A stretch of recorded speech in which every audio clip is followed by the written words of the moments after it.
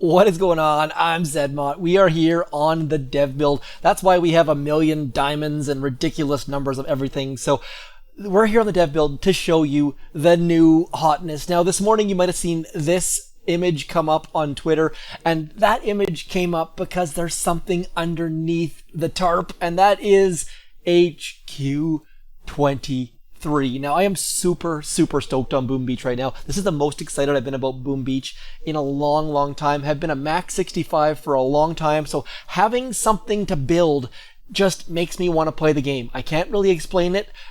It is illogical, but I really do like having something to build, something to earn those extra XP. I don't know what the new XP level is going to be, if it's going to be 66 or 67, but that is super exciting for me. So we're going to go through all of the new stuff. Hopefully I don't forget anything. Now, later on in the video, I'm going to show you what's inside these boxes. Spoiler alert, it is also a very big deal, but that's going to be later on in the video. For right now, what we're going to talk about is upgrading our headquarters. Now, right now I have the option with the green arrow there. I click upgrade, and it shows me I have to be XP 59 to get HQ23. So all of you players out there who are under XP 59, you're going to have to grind to get there. We had to do it for HQ21 years and years ago. But anyways, so you're going to need to be XP 59. A lot of you probably already are. This is going to be huge news for those max 65s that have been waiting desperately for something to come out. Now, I'm going to pause the video here. As you can see here, we get one new mortar, we get one new flamethrower, one more boom mine, and one more shock mine. So I'm going to pause the video here. I'm going to add some XP on the dev build, and then we will come back and I will have all sorts of stuff to upgrade. So 1 second here. And just like that, we are XP 74. Now, I think I already said this, but I don't know what the new XP max is going to be. If we're going to have a 66 or a 67 or a 68 or something like that, we'll have to see that, add it up ourselves and figure out how all of that stuff works.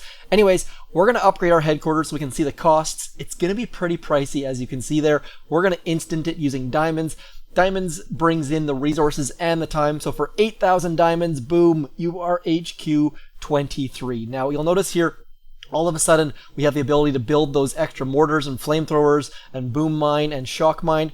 That's going to be a big change. Now, first of all, let's go over here, have a look inside the hero hut. Oops, have not unlocked all the heroes. 1 second here.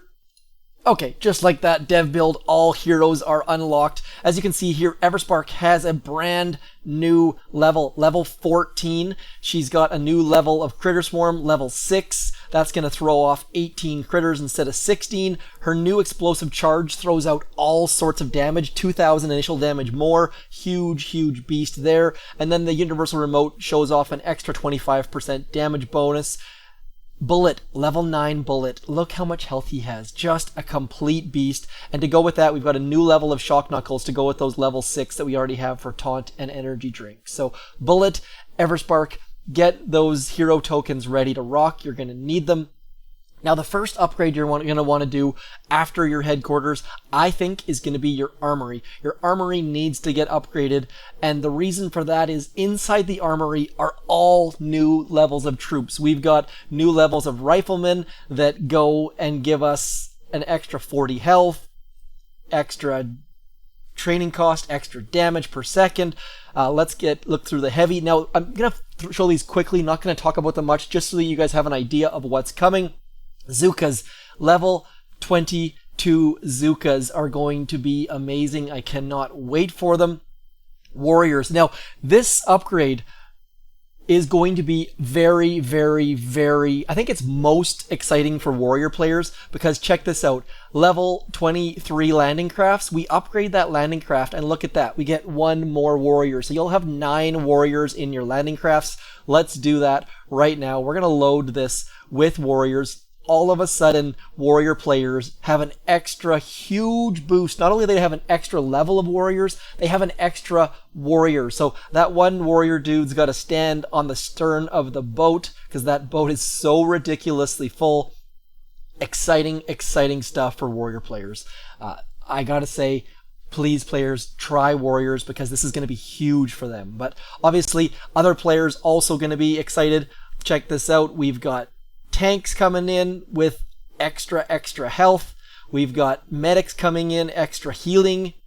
We've got grenadiers. And now this is what we need to be aware of. Look at this, 9.1 million gold to upgrade those grenadiers. So you'll notice our max gold is only at 8,800. So what you're going to have to do is you're going to have to upgrade your gold storage just to be able to get that. Or hopefully the trader will still be here so you can overflow your storages using the trader. Either way, lots and lots of resources are going to be needed. I hope you guys have not been touching your resource boat. Those resource boats, for those of you who have been avoiding touching them, please do check the cards for a video on that, are going to be huge for everyone right now. So again, hashtag don't touch the boat. Let's get back into here. We've got Scorchers, another level of Scorcher. That's going to be huge as well. Look how much health. Like, these are all exciting stuff. Cryoneers. Now, one thing to notice, the Cryoneer's beam is actually going to be longer, so not only will they do more damage and have more health, they'll actually shoot further. This is going to be a big boost to those RCZM players, just freezing buildings that are even further away, so that's going to be a big boost. Now, check this out. Bombardiers on the main base. Now, obviously, they start at level 1. You're going to have to spend boatloads of gold to get them to max, but I think Bombardiers against PvP and against operations are going to be very interesting, very neat. Now, they do have precise targeting, so those opens like Fang are going to be difficult for Bombardiers because they're not going to be able to get those back shield gens, I don't think, but we're going to have to wait and see. Going to be very interesting to see how Bombardiers are integrated into operation attacks and PvP and Crab for that matter. Very exciting stuff. Artillery, new level. This is going to get us, oops, did not want to do that, but let's keep looking through here. We've got obviously barrage and medkits. Let's have a look at the medkits, giving an extra 75 healing. The shock bomb giving an extra second. Barrage giving an extra 1,300 damage. Critters, extra critter, that's going to be big deal as well. Mines, look at this, 326 damage for the mines, so those will still take out max level Zookas. I was really hoping they'd pay attention to those details, so yes, max mines will still take out max level Zookas. That's going to be good news. New boom mines doing huge amounts of damage. That's going to be awesome. And then shock mines doing 8 seconds of, oops, we need to go up 1 level. Sorry, I was not maxed on my shock mines. Shock mines are going to be level 6. They're going to do 9.5 seconds of shocking. So when your smokes are only doing somewhere between 10 and 13 seconds, these shock mines are going to be absolutely lethal to players. So you have to be careful. Now, I don't know if these new shock mines levels and mine levels are going to be integrated into operations or not. I kind of doubt they will right away, maybe later on, but for now, I think it's going to be all PvP and crab based only, but we're going to have to wait and see. Now, mortars are a big deal in this update because as you can see here, there are actually 2 levels of mortars. You can tell that they're level 23 because they have that nice wooden platform underneath it. So 2 levels of mortar upgrades, 2 levels of flamethrower upgrades as well. We're going to upgrade our flamethrowers. Boom, there's level 21 flamethrowers. They get that wooden part underneath it. All sorts of new hotness coming in, and generally the look doesn't change all that much except for the wooden box goes underneath. I'm not really sure what the wooden box means, but that's how you can tell if something is on the max level. I thought I already upgraded. Is there a level 23 mortar as well? Okay, so 24 mortar? No.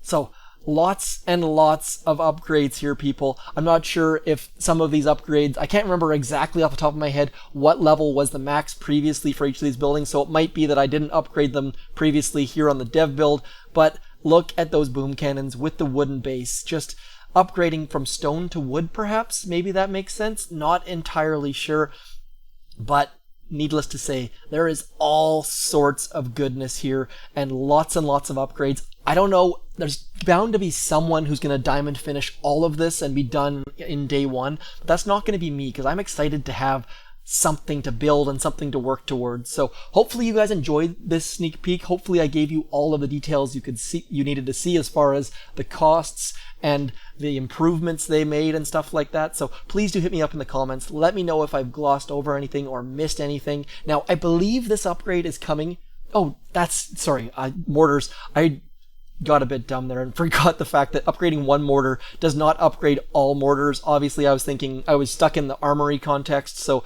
bit of a brain fart on my part. I apologize. That was holy crow. Anyways, you're going to have to upgrade your iron storage. I believe you're going to have to upgrade your stone storages and your gold storages. So there's going to be a new upgrade order. My first impressions are that it's going to be headquarters and then armory, and then as your armory's upgrading, you'd better get some sort of storages going. I'm very tempted to get the second builder. Haven't decided on that part yet, but overall, let me know in the comments what you think. If you like the HQ upgrade, if you like the idea of having to upgrade and not being max anymore, or if you think that this is just a bolt-on that doesn't really do anything. Anyways, everyone will have their own opinions, and I'd love to hear all of them. So yeah, that's it. We've now just what was the famous words of Steve Jobs would always say? But wait, there's more. Just one more thing. Now these boxes showed up on Twitter. Now inside these boxes, they have done something that they said they weren't going to do, and I'm pretty excited about it because they have brought in flying troops. Check this helicopter out. This helicopter is called the Heavy Choppa, I believe they called it for. Now what this is going to do is this is going to fly over your base, have a whole bunch of health, and drop and shoot buildings. Now this is only going to be warships, I think. I haven't seen this. I haven't been able to play with this. They just said we could show this image and get people thinking about that. So the sneak peek is here, yes.